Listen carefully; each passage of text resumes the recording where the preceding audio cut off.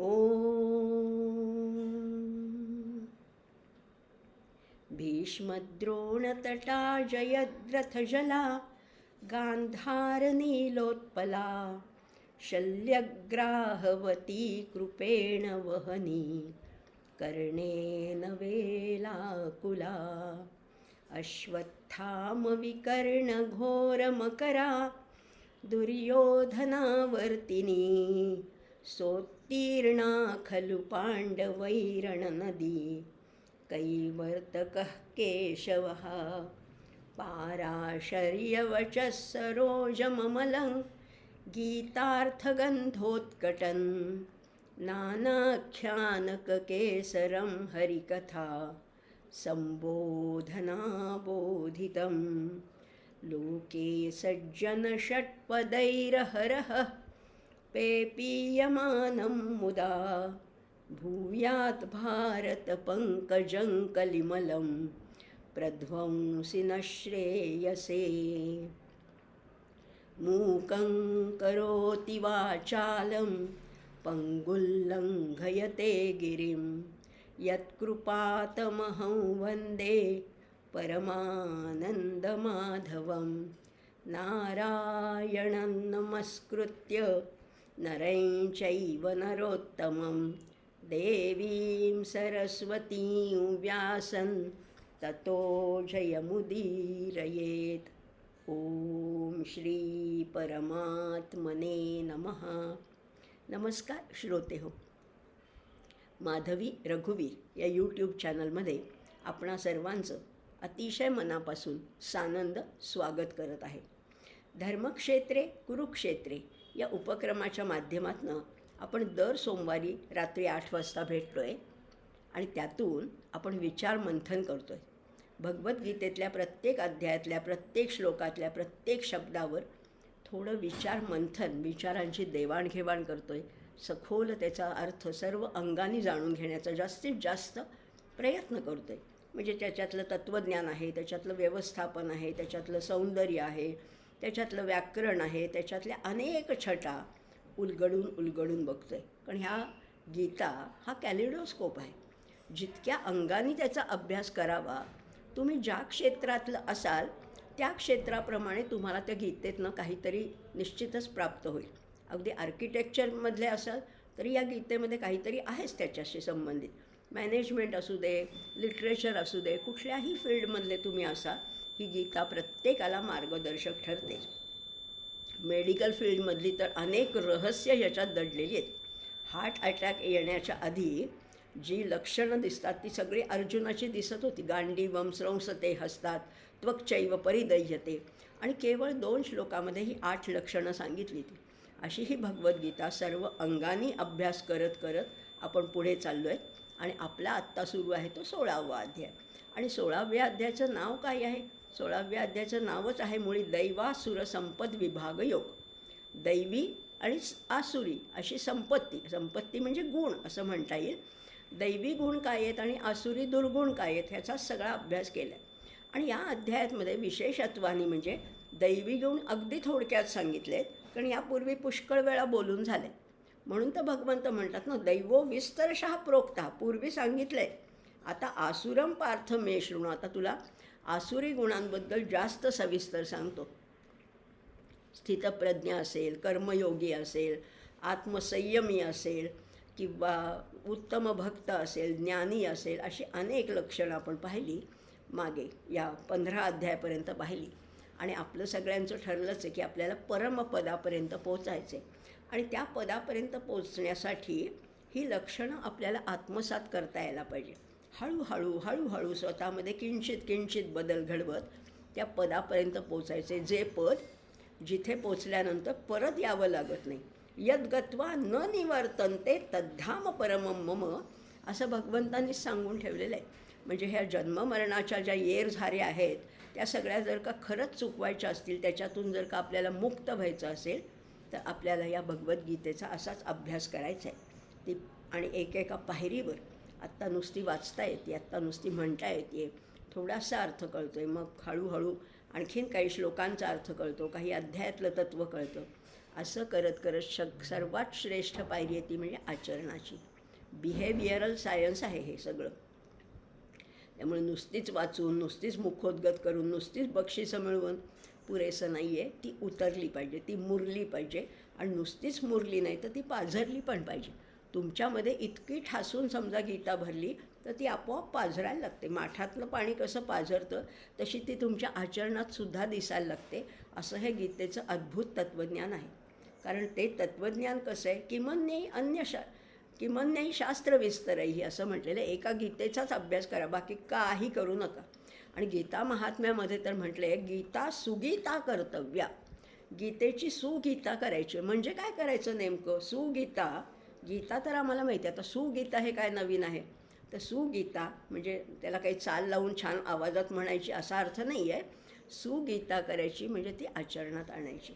तर मग आपल्याला गीता सुगीता कर्तव्या किमन्ये शास्त्रविस्तरैः. कारण या स्वयंपद्मनाभस्य मुखपद्मात विनिसृता. स्वतः साक्षात भगवंतांच्या मुखातून आलेली ही भगवद्गीता. इतर सगळे ग्रंथ कुणीतरी रचलेत, माणसांनी रचलेले आहेत. पण हा ग्रंथ तसा नाही आहे, कुठल्या माणसांनी रचलेला नाही आहे. तर साक्षात भगवंतांच्या मुखातून आलेलं हे तत्त्वज्ञान व्यासांनी संकलित केलेलं आहे. अर्जुनाने प्रश्न विचारलेत, संजयनी निवेदन केलं आहे आणि धृतराष्ट्राने एकच प्रश्न विचारला. अशा गीतेचे आपले 15 अध्याय म्हणजे तत्त्वज्ञान सगळं जाणून झालं आहे. आता 16वा आणि 17वा अध्याय हा सप्लिमेंटरी अध्याय हे आपण पाहतोय. म्हणजे काय काय दुर्गुण टाकायचे म्हणजे सद्गुण येतील. आपोआपच सद्गुण त्याच्यामध्ये उमलून येतात किंवा निखरून येतात त्याच्यामध्ये. आणि म्हणून दुर्गुण काय काय टाकायचे ते बघतोय.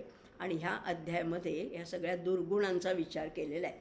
आपण पाहिलं होतं काही श्लोक, म्हणजे 10व्या श्लोकापासून आपण बघतोय की वेगवेगळे दुर्गुण आहे. की इदमद्य मया लब्धमिमं प्राप्स्ये मनोरथम. मी आज हे प्राप्त केलं, मग उद्या हे मिळवेल. आज ह्याला मारलं, उद्या त्याला मारीन. मी असा आणि मी तसा, मी श्रीमंत, मी विद्वान, मी सुंदर, मला सगळं माहिती आहे, माझ्यामध्ये कला आहेत. सगळं हा स्वतःच म्हणत असतो. हा जो आसुरी संपत्तीने युक्त जी कोणी व्यक्ती आहे ना, ती स्वतःविषयी इतक्या अवास्तव कल्पना बाळगून असते.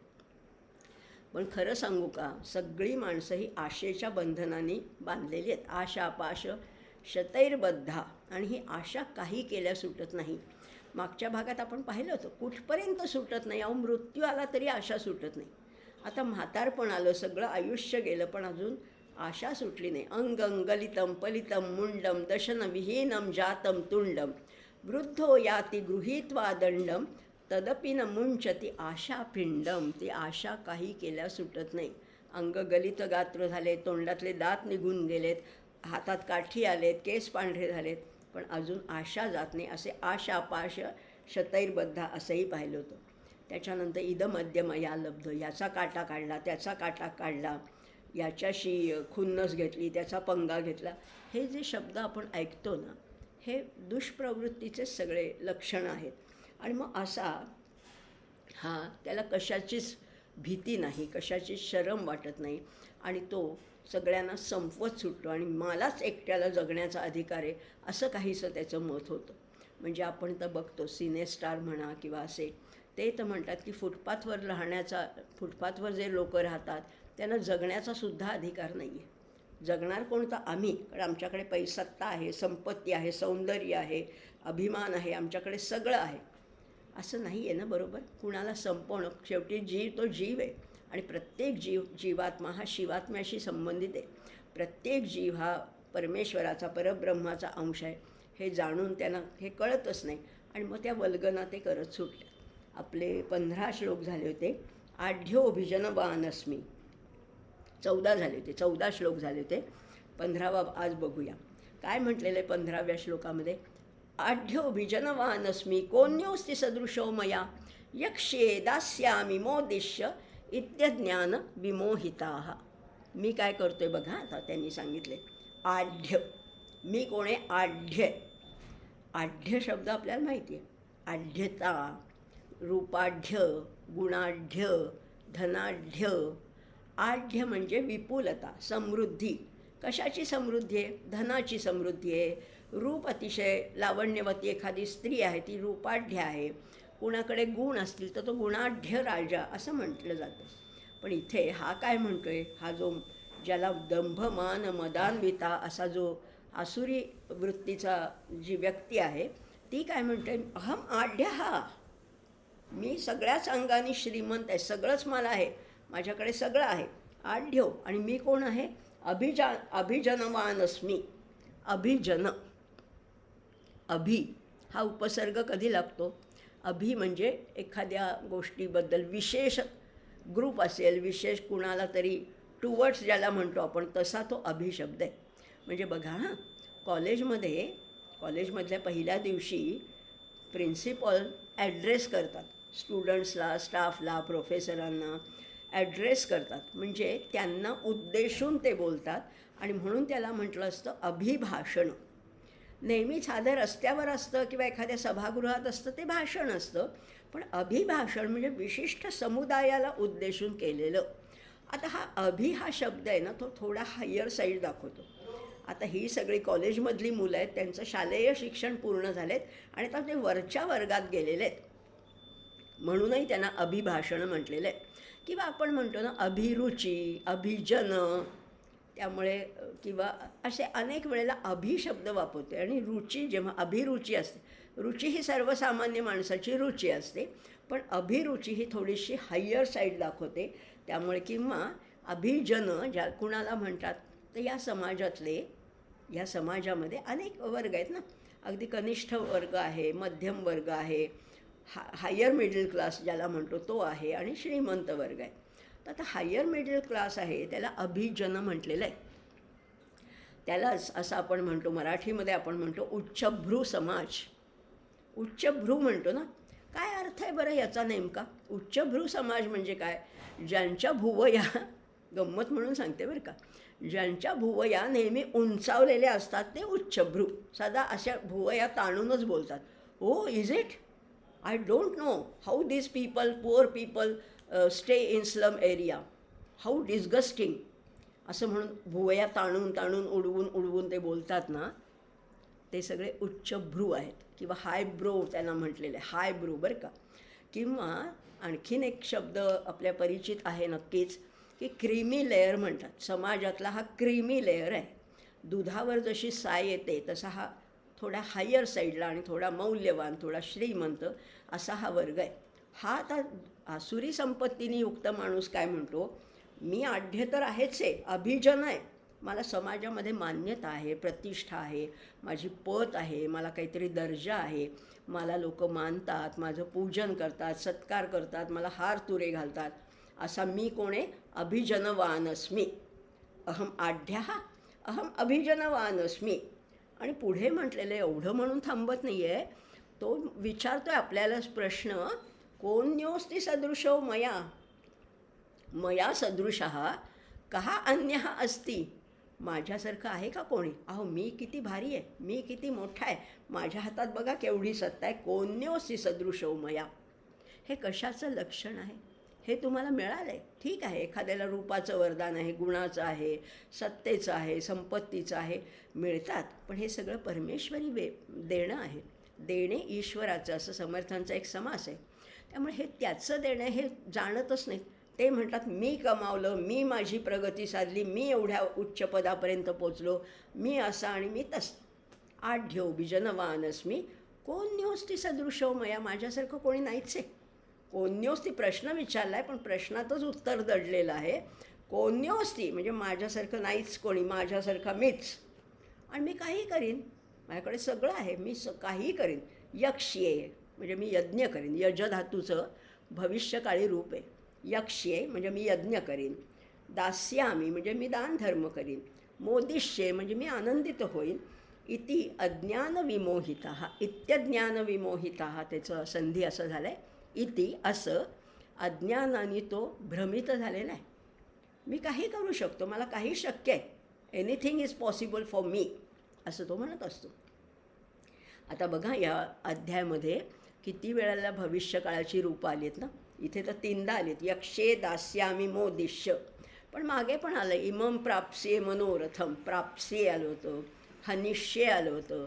ज्या धातूला स्य किंवा श लागतो त्याला भविष्यकाळी रूप असं म्हटले जातं किंवा भूभवती त्याचं भविष्यकाळ होतं, भविष्यती पुनर्धनम तेही आपल्याला आलेलं आहे. तर अशा ज्या गोष्टी आहेत ना, ते इथे सगळा भविष्य मी काही करीन, आत्ता तर मी करतोच आहे, पण मी ह्याच्यापुढे आणखीन काही काही करीन असं तो आपल्या वल्गना करत असतो. आणि ह्या अति पैसा झाला ना, आणि खरंच आहे. आणि समर्थांनी तर सांगून ठेवलेलं आहे, सांगे वडिलांची कीर्ती तो एक मूर्ख. म्हणजे काय, आम्हाला याचा अर्थ कळत नाही. आम्ही म्हणतो मग वडिलांचं मोठेपणा सांगायचं नाही का? सांगा ना, जरूर सांगा की आमचे वाडवडील, आमचे आजोबा, आमचे पणजोबा, आमचे खापर पणजोबा असे मोठे होते. सांगा, पण त्याच्यात तुमची काही भर घालताय का नाही? तुमची भर घातली तर त्यांचा मोठेपणा सांगा. नुसतंच त्यांच्या मोठेपणावर तुम्ही काही न करता सगळं मिळवणार की माझ्या वडिलांचं असं नाव आहे, माझ्या वडिलांचा असा पक्ष आहे असं म्हणून त्या पक्षावर पक्षप्रमुख म्हणून जर का तुम्ही तुमचा हक्क, तुमचा अधिकार तुमच्या अंगात नाही ना कर्तृत्व, तेव्हा सांगे वडिलांची कीर्ती तो एक मूर्ख असं म्हटलेलं आहे. बघा ना, आणि पैशातून काय होतं, एकदा पैसा भरपूर आला ना की उन्माद येतो, त्याचा उन्माद, उच्छृंखल वर्तन होतं. मग सगळीकडे भाषा बदलते, विचार बदलतात, कृती बदलते. आणि मग सद्गुणी, विद्वान, बहुश्रुत हे सगळे गुण त्याला येऊन चिकटतात, अक्षरशः चिकटतात बरं का. म्हणजे त्याच्याकडे काहीच गुण नसतात, पण ज्याच्याकडे पैसा आहे ना, आपण व्यवहारात सुद्धा पाहतो की ज्याच्याकडे पैसा आहे तो श्रीमंत तर आहेच आहे, पण त्याला म्हणतात तुम्ही काय बघते, तुम्ही काय सुंदर, तुम्ही असेन, तुम्ही तसे, तुमचं काय नॉलेज म्हणतात ना. म्हणजे असं एक सुभाषितसुद्धा आहे बरं का, यस्यास्ति वित्तम स नरः कुलीनः. ज्याच्याकडे पैसा आहे ना, तो कुठल्याही कुळातला असो, त्याला लोक म्हणतात वा वा काय तुमचं कुळ. यस्यास्ति वित्तम स नरः कुलीनः स पंडितः स श्रुतवान गुणज्ञ. तो पंडित आहे, श्रुतवान, बहुश्रुत आहे, तो गुणज्ञ आहे. किंवा स एव वेक्ता सच दर्शनीयम, तोच वक्ता, उत्तम वक्ता तोच आहे, दर्शनीय म्हणजे सुंदर आहे दिसायला. सर्वे गुणा कांचनम आश्रयंती, सगळे गुण शेवटी त्या संपत्तीचाच आश्रय घेतात ना, असं आहेच आहे. जगात ही रूढीच आहे, जनरीतच आहे की पैसा असला की त्याला गुण चिकटवतात, असंही त्याला म्हटलेलं आहे. आता म्हणून तर आमचे आचार्य फार सुंदर सांगतात बरं का. आचार्य म्हणतात की हे सगळं जे आहे ना, हे बाह्य गोष्टी ज्या दिसत आहेत ना, तुला ही पैसा, प्रतिष्ठा, मान सन्मान, हे सगळं विषासारखं आहे बरं का. याच्यामध्ये फार अडकायचं नाही आहे, याच्या आहारी जायचं नाही आहे. म्हणून आचार्यांनी विवेक चूडामणीमध्ये त्याला विष म्हटलेलं आहे. काय म्हणतात बघा, त्यजाभिमानम कुलगोत्र नाम, त्यज अभिमानम, तो अभिमान टाकून दे. कशाचा अभिमान आहे? कुळाचा अभिमान, गोत्राचा अभिमान, आमचं आडनाव हे आहे असं वगैरे म्हणतात. त्यजाभिमानम कुलगोत्र नाम रूपाश्रमेश्वाश्व दर्श आर्द्र शवाश्रितेषु. या शरीराला आर्द्र शव म्हटलेलं आहे. शव म्हणजे माहिती आहे आपल्या प्रेत, पण आर्द्र म्हणजे ओलय, आणि ओली वस्तू लवकर कुचते. त्यामुळे हे देह हा नश्वर आहे आणि त्याच्यातल्या रूपाचं काय अभिमान बाळगतोस तू. त्यामुळे लिंगस्य धर्मानपि कर्तृदासीस त्यक्त्वा भवाखंड सुखस्वरूप, हे सगळं तू टाकून दे. हे विषासारखं हे सगळं टाकून दे आणि मग तू कोण होशील? अखंड सुखस्वरूप, अशा त्या परमात्म्याचं रूप. आणि तुझं रूप अगदी सारखं आहे, पण तू नाही त्या गोष्टीचा अभिमान बाळगतोसच कशाला, असं म्हटलेलं आहे. बघा आता याच्याबद्दल आपण बघितलं अभिजनवानस्मी. त्यामुळे मग हे लोक काय करतात बघा, आणि त्यांच्या भोवती तोंडपुजे लोक, भाट लोक जमतातच.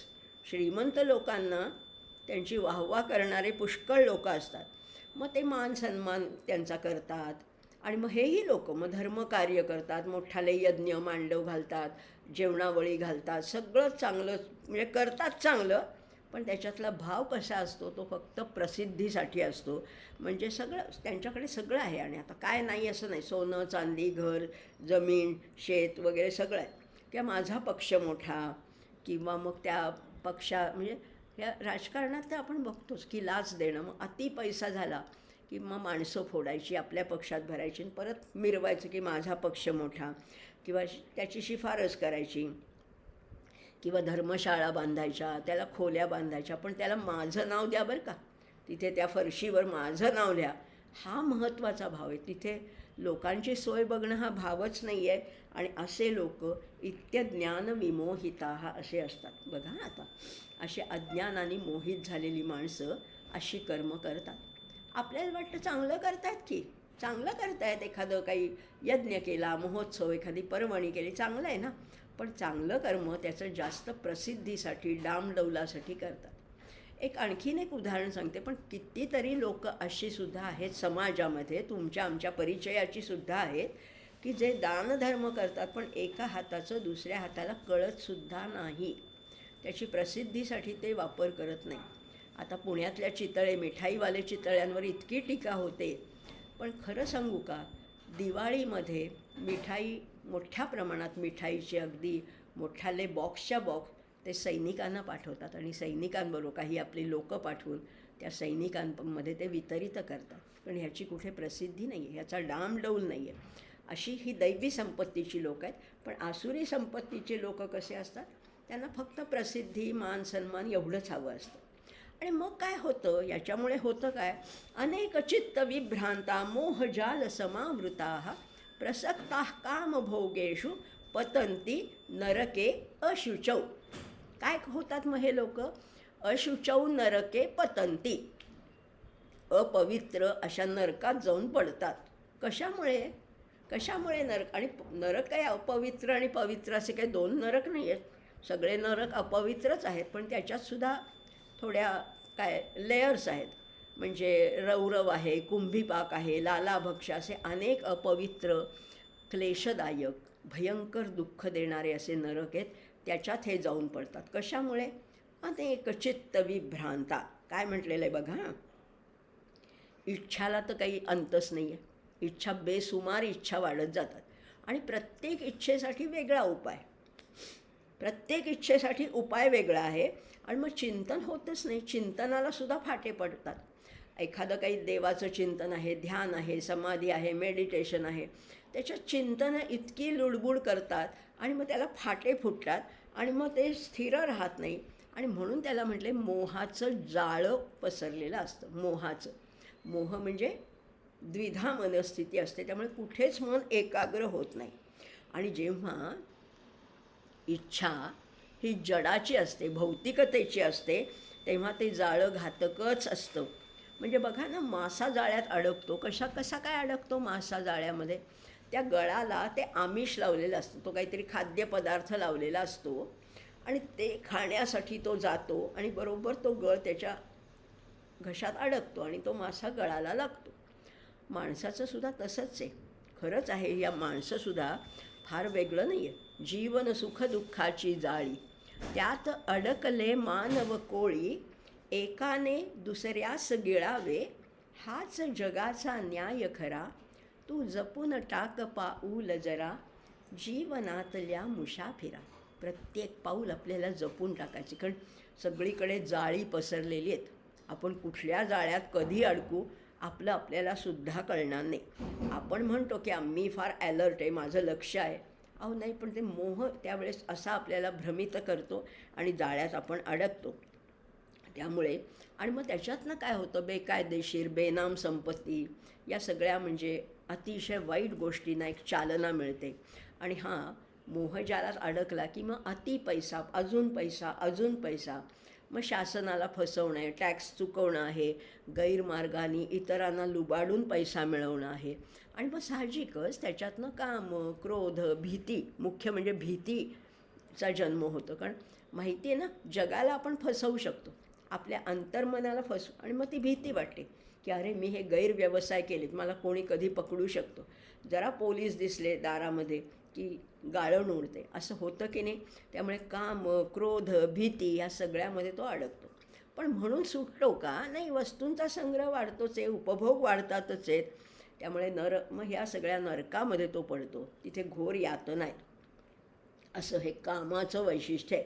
हा काम कसा आहे बघा, अनेक चित्त विभ्रांता मोहजाल समावृता प्रसक्ता कामभोगेषु पतंती नरकेषु. परत काम आलास ना, काम आलाच इथे. आणि मी तुम्हाला सांगितलं मागच्या भागामध्ये, किंवा काम हा शब्द या अध्यायामध्ये 9 वेळेला आलेला आहे.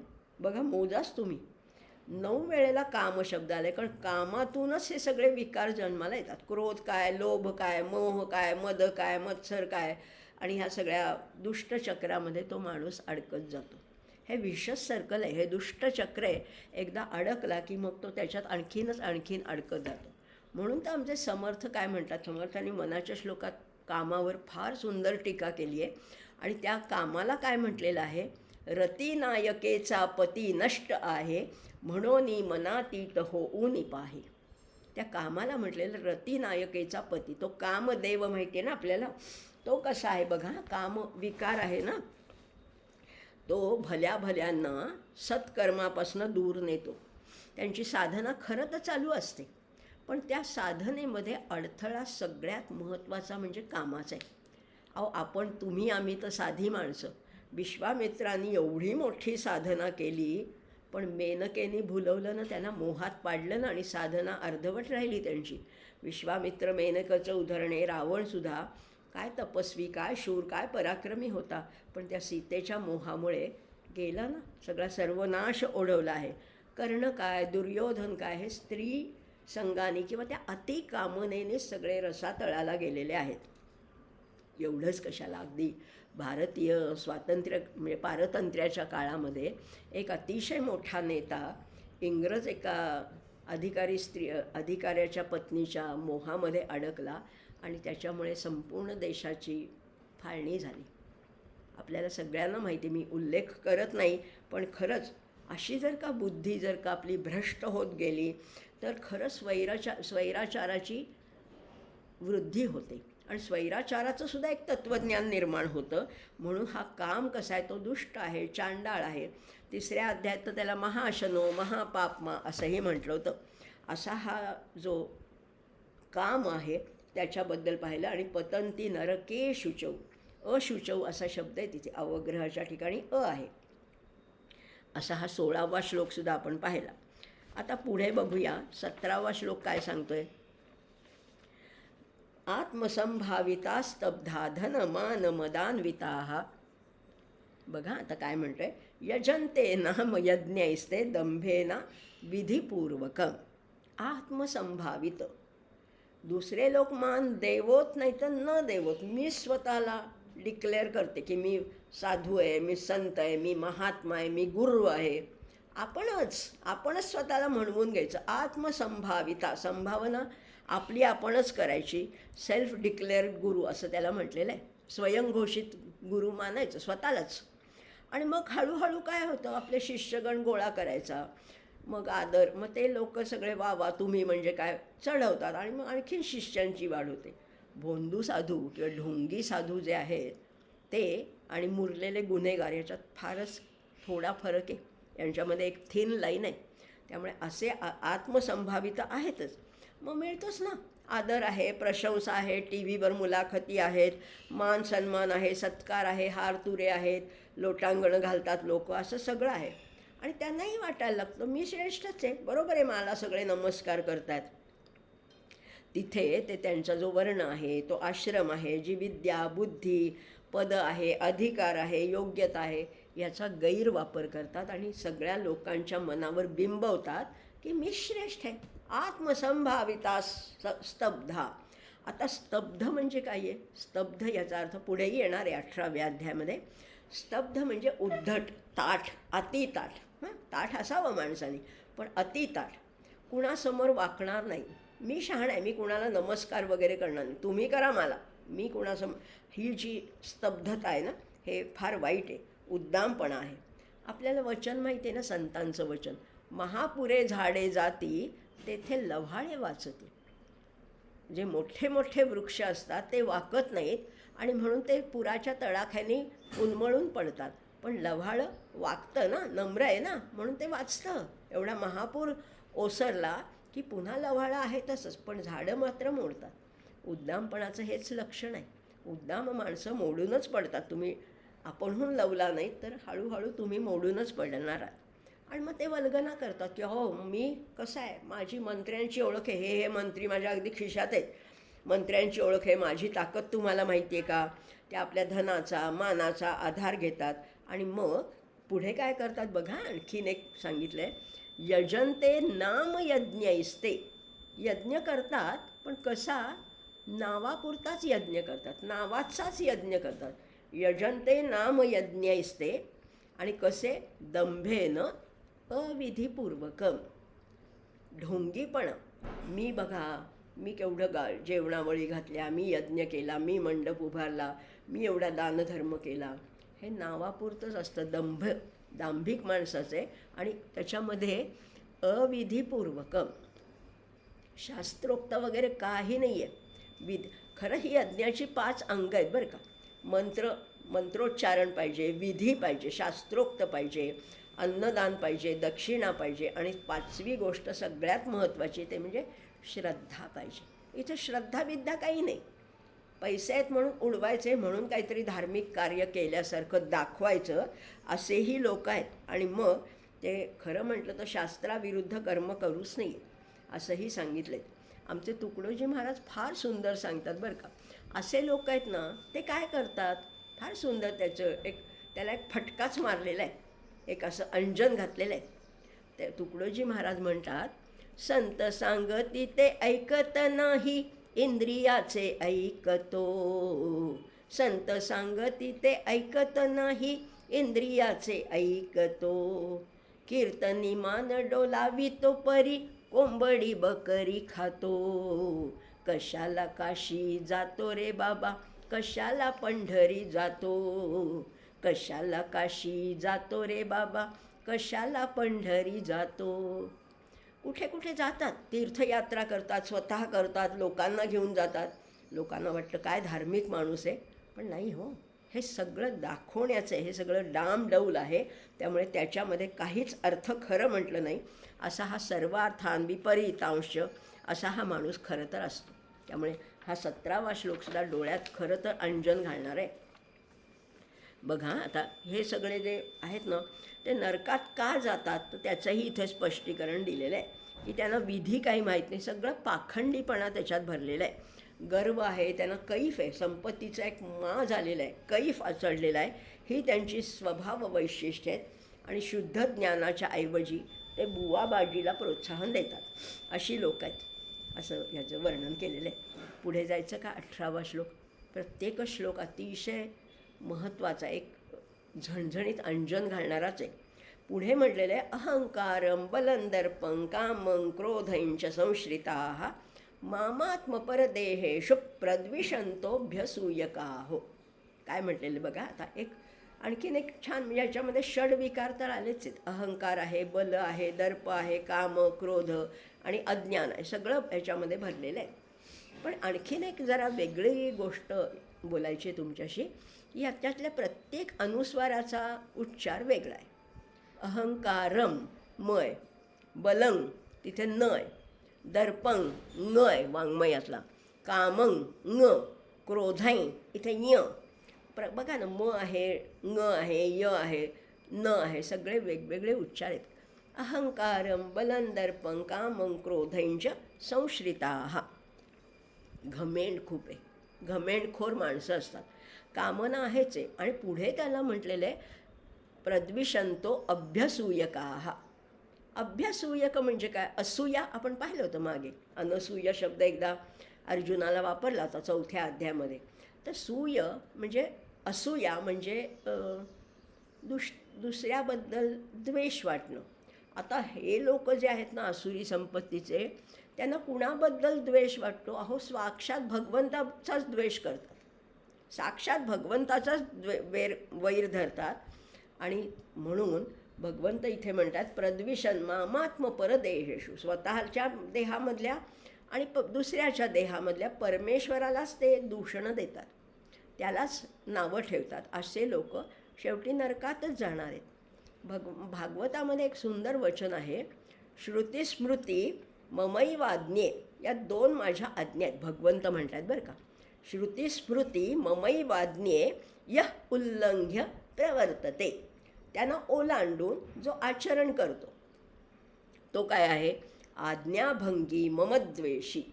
तो तो माझी आज्ञा तर मोडतोच, माझा द्वेष करतो. नरके पतती ध्रुवम, तो निश्चितपणाने नरकात जातो. काय सुंदर भगवंत स्वतः कारण ह्या भगवंतांना अनुभव आहे ना. दुर्योधनासारख्या, कर्णासारख्या, कंसासारखी माणसं किंवा दुष्ट प्रवृत्तीची ही तरी मोठी उदाहरणं झाली, पण आपल्या आजूबाजूला सुद्धा अशी लहान मोठी उदाहरणं आहेतच ना. परत हा श्लोक सांगते. श्रुतिस्मृती ममैवाज्ञे यः उल्लंघ्य प्रवर्तते आज्ञाभंगी ममद्वेषी नरके पतती ध्रुवम, तो निश्चितपणाने नरकामध्ये जातो. का? कारण तो परमात्म्यालाच विरोध करतो, परमात्म्याला तुच्छ मानतो, अंतःकरणातल्या अंतरात्म्याला सुद्धा मानत नाही. तुला जे काही चांगले गुण दिले, ज्या काही चांगली वरदानं मिळाले, संपत्ती असेल, सत्ता असेल, बुद्धी असेल, चातुर्य असेल, राजनीती असेल, ते मिळाले ते कुणामुळे? या अंतःकरणातल्या परमात्म्यामुळे, अंतरात्म्यामुळे मिळाले ना. मग त्याला काय तुम्ही तुच्छ लेखता?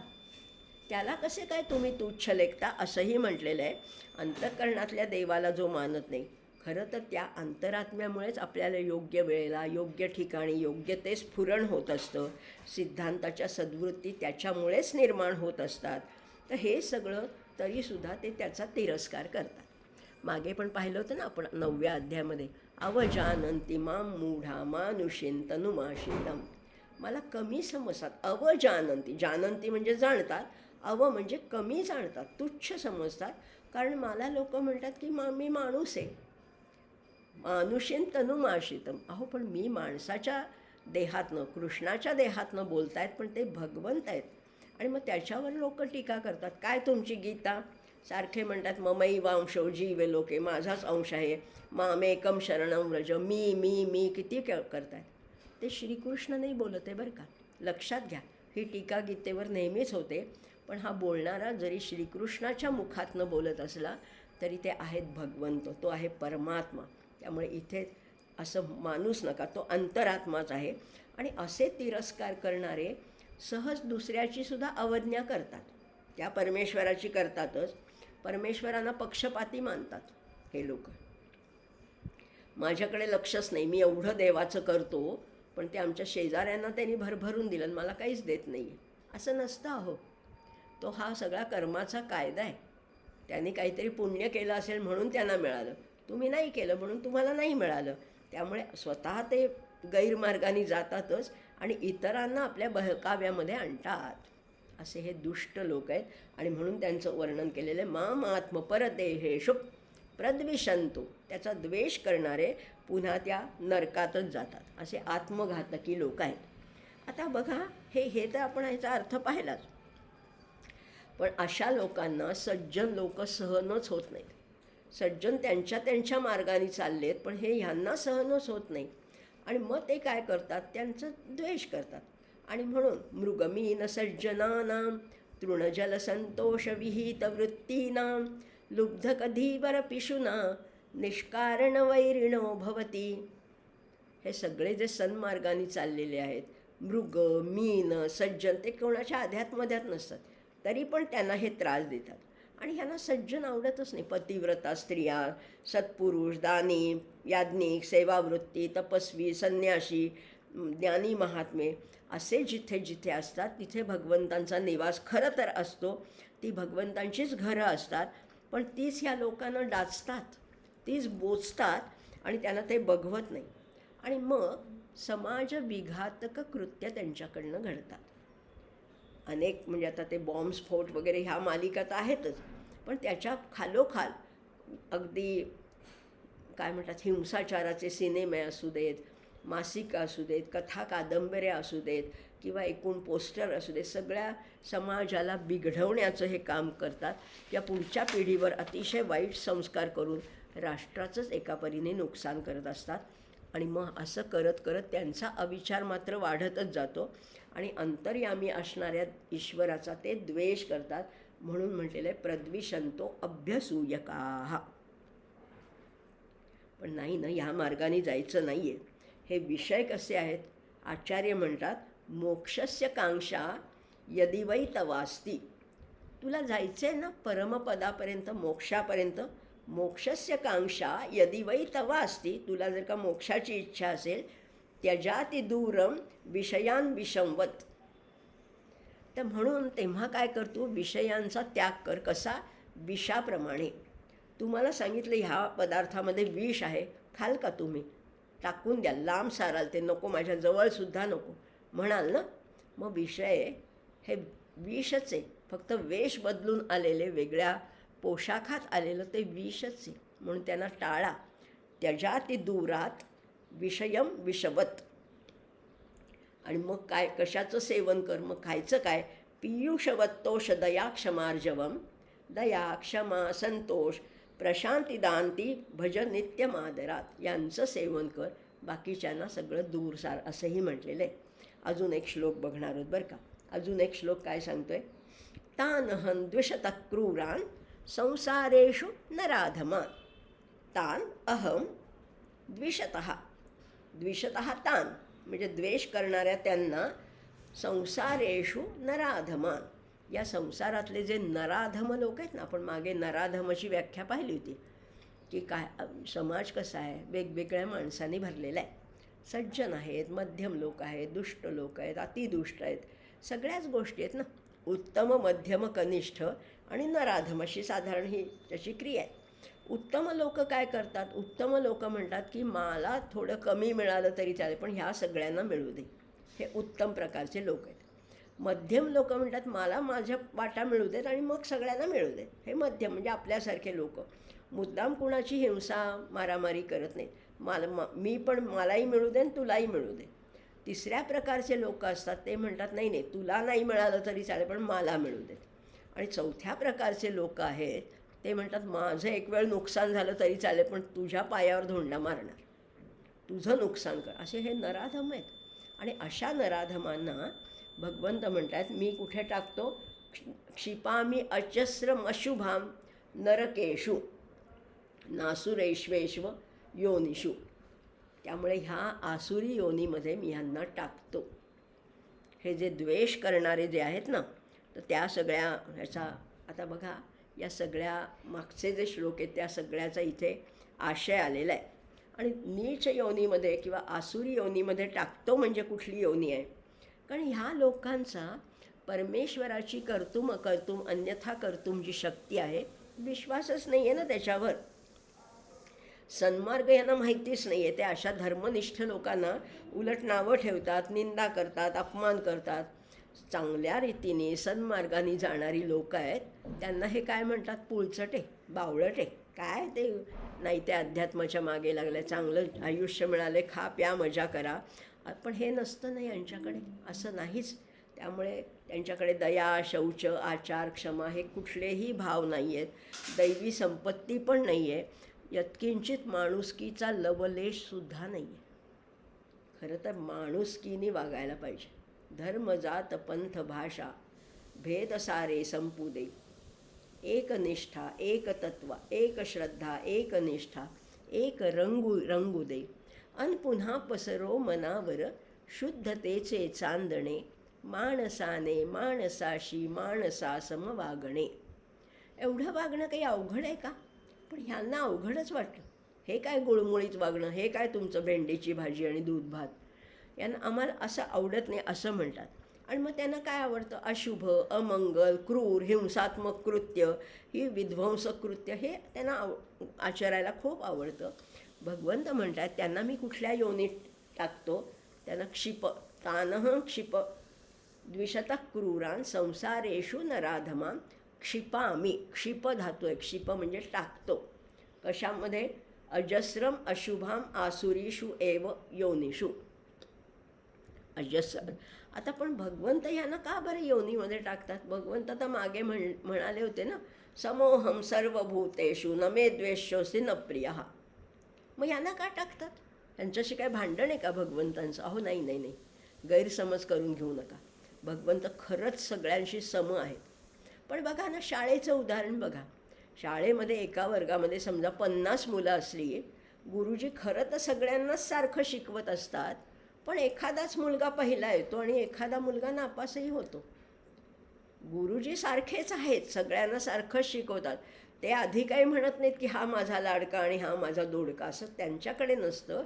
उलट लक्षात घ्या, ही फार सुंदर तुलना केलेली आहे. उलट जो सगळा उत्तम हितैषी अध्यापक जो आहे, ज्याला छात्रांच्या कल्याणाची काळजी आहे, ते उलट काय करतात, त्या जो काय म्हणतात उनाड विद्यार्थी आहे किंवा विद्यार्थी आहे किंवा मागे पडलेला आहे, त्याला रागवतात, त्याला शिक्षा करतात. त्याच्यासाठी काही त्यांना मुद्दाम त्याचं काही व्यक्तिगत वैर आहे का? नाही नाही, शिक्षा अशासाठी करतात की हा सुधारावा, याचं कल्याण व्हावं. त्याच हेतूने, त्याच वृत्तीने भगवंत अशा नराधमांना त्या घोर नरकामध्ये किंवा नीच योनीमध्ये पाठवतात. आता नीच योनी म्हणजे कुठली योनी ते नाही आम्हाला माहिती. तर बघा, ते मगर आहे, सर्प आहे, विंचू आहे, कुत्रा आहे, अशा योनीमध्ये जेव्हा भगवंत टाकतात, ती मानव योनीच्या खालच्या योनी आहेत. त्यामुळे क्षिपामी अजस्र, अजस्र म्हणजे फार विराट आहे, फार मोठं स्वरूप आहे. अशुभ म्हणजे अमंगल योनीमध्ये, नीच योनीमध्ये मी त्यांना टाकतो, असंही त्याचं वर्णन केलेलं आहे. आता हे सगळं करत असताना बघा आणखीन काय म्हटलेलं आहे. मग आता हा संघर्ष चालूच आहे. दैवी संपत्ती आणि आसुरी संपत्ती हा संघर्ष युगानुयुगे चालू आहे. देव, दानव, मानव वगैरे आपल्याला माहिती आहे. आत्ताचा नाही आहे किंवा पूर्वीचा गीता काळातला पण तेवढ्यापुरता नाही, आजही हा संघर्ष आहेच आहे. पण मग या जगात आपल्याला कधी कधी ही माणसं स्पष्टपणाने ओळखता येतात की हा सज्जन आहे आणि हा दुर्जन आहे. मग सज्जन आणि दुर्जनामध्ये निश्चित फरक तरी काय असतो? सज्जन ओळखायचा कसा? आणि नुसता काही वेशावरनं, भाषेवरनं, रूपावरनं असा नाहीच ओळखता येत, कारण हे सगळं मिसळलं आहे ना. उडदा माझी काळे गोरे, काय निवडावे निवडणारे. काळे गोरे सगळे उडीद मिसळलेत, आता निवडायचं कसं? पण येतं ना, निवडता येतं बरं का. जर तुम्हाला ती व्हिजन असेल, तुमच्याकडे ती दृष्टी असेल, तर निश्चितपणाने ते निवडता येतं. कारण बघा ना, अगदी एक व्यवहारातलं एक सुभाषित सांगते, गुणीनाम निर्गुणानांच दृश्यते महदंतरम. गुणी आणि दुर्गुणी लोकांमध्ये फार मोठं अंतर आहे, काहीच साम्य नाही. गुणीनाम निर्गुणानांच दृश्यते महदंतरम हार कंठगता स्त्रीणाम. हार असतो ना, तो स्त्रीच्या गळ्यामध्ये शोभून दिसतो. नूपुराणीच्या पादयोः, आणि नूपूर आहेत ते पायामध्ये शोभून दिसतात. हार कंठात आहे, हाराला उच्च स्थान आहे. सज्जनांना या समाजामध्ये मान मिळतो, खरा मान, खोटा नाही, खरा मान मिळतो. खरे लोक त्याच्याकडे आदराने बघतात, आणि म्हणून ह्या दैवी संपत्तीचा ह्याच्यामध्ये गौरव केलेला आहे. आणि नूपुराणीच्या पादयोः, नूपुरं आहेत ती फक्त पायातच शोभून दिसतात, ती कंठामध्ये पैंजण कोणी घालत नाही. त्यामुळे ह्या गोष्टी सांगितलेल्या आहेत. त्याचप्रमाणे तसंच आपल्याला कशाची कास धरायची? आपल्याला दैवी संपत्तीचा जास्तीत जास्त त्याच्या आधार घ्यायचा आहे, किंवा ते अधिष्ठान असल्यावर मग आपल्याला सगळ्या या जगामध्ये वावरता येणार आहे. आणि हे करता करता आपण त्या परमपदाला पोचणार आहोत. आणि खरंच आहे, ही विषयांच्या आहारी जायचं नाही आहे, विषयांना विषासारखं लांब ठेवायचं, हे तर आपलं ठरलं. आणि ह्यांना एकदा लांब ठेवलं ना की काय होतं तेही सांगते पुढचं. बाह्ये निरुद्धे, बाहेरनं खरंच लांब ठेवलं ना, बाह्ये निरुद्धे मनसा प्रसन्नता. जितकं तुम्ही त्या दुर्गुणांना, त्या व्यसनांना, त्या दुष्कृत्यांना, त्या हिंसाचाराला जितकं लांब ठेवाल, तितकं मन जास्तीत जास्त प्रसन्न होतं. आणि मग मनःप्रसादे परमात्मदर्शन, आणि प्रसन्न मनातच त्या परमात्म्याचं दर्शन घडतं. आणि मग ते दर्शन घडलं, तस्मिन् सुदृष्टे भवबंधनाशो, त्याचं दर्शन घडलं की हे भवबंधाचे पाश सगळे गळून पडतात. बहिर्निरोध पदवी विमुक्ते.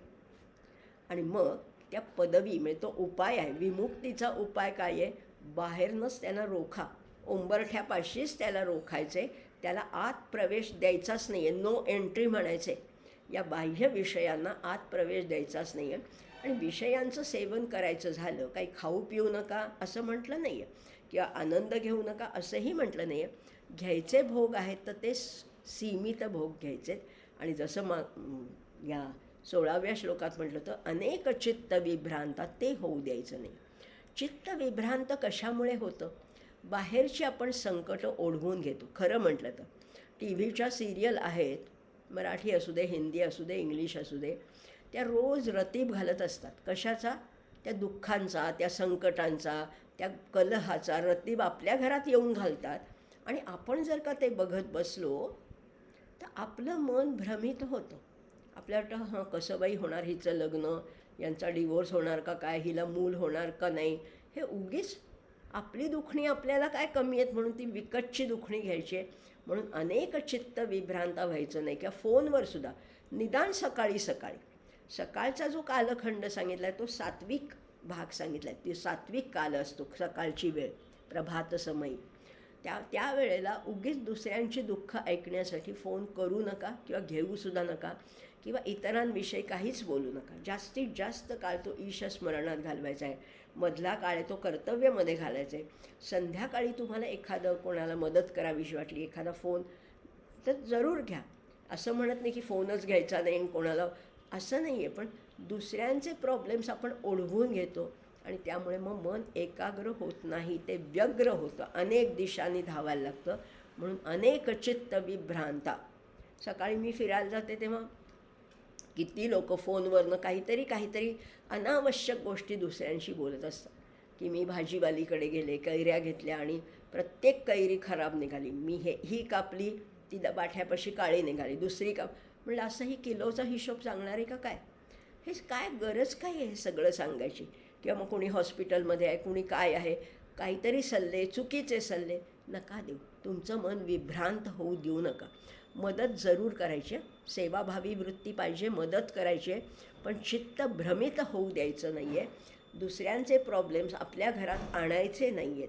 त्यामुळे ह्या टी व्ही सिरियल, हे फोन किंवा हे सोशल मीडिया याच्यापासून थोडं लांब राहायला निदान शिकूया, निदान सुरुवात करूया. आणि मग आपल्याला एकाग्र मन करता येईल, मनाला प्रसन्नता येईल. आणि प्रसन्न मनात प्रसन्न मन झालं की निर्वृत्ती होतील, मनामध्ये तरंग उठणार नाही आणि अशा शांत जलाशयामध्ये त्याचं प्रतिबिंब पडेल. त्याचं प्रतिबिंब म्हणजेच त्याचं दर्शन आहे. त्याचं दर्शन झालं की आपोआप सगळे बंध गळून पडतील आणि मग त्या पदवीपर्यंत, त्या पदापर्यंत आपल्याला निश्चितच जाता येईल. अशीच त्या योगेश्वराकडे प्रार्थना करूया आणि आज इथेच थांबूया. हे 5 श्लोक म्हणते, प्रार्थना म्हणूया आणि मग समारोप करूया.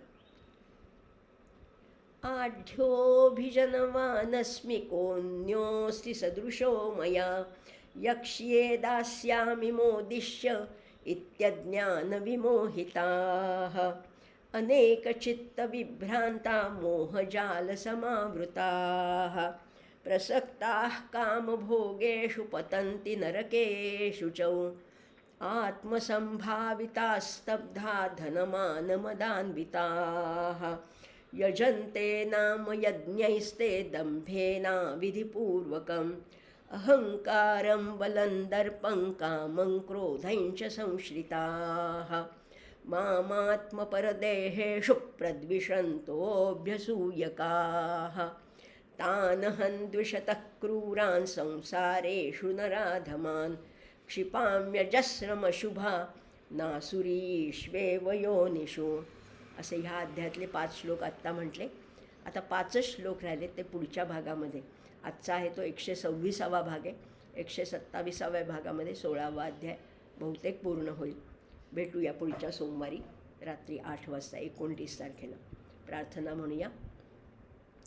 ओम शांताकारं भुजगशयनं पद्मनाभं सुरेशं, विश्वाधारं गगनसदृशं मेघवर्णं शुभांगं, लक्ष्मीकान्तं कमलनयनै योगिभिर्ध्यानगम्यं, वन्दे विष्णुं भवभयहरं सर्वलोकैकनाथं, यं ब्रह्मा वरुणेन्द्ररुद्रमरुतस्तुन्वन्ति दिव्यैस्तवैः,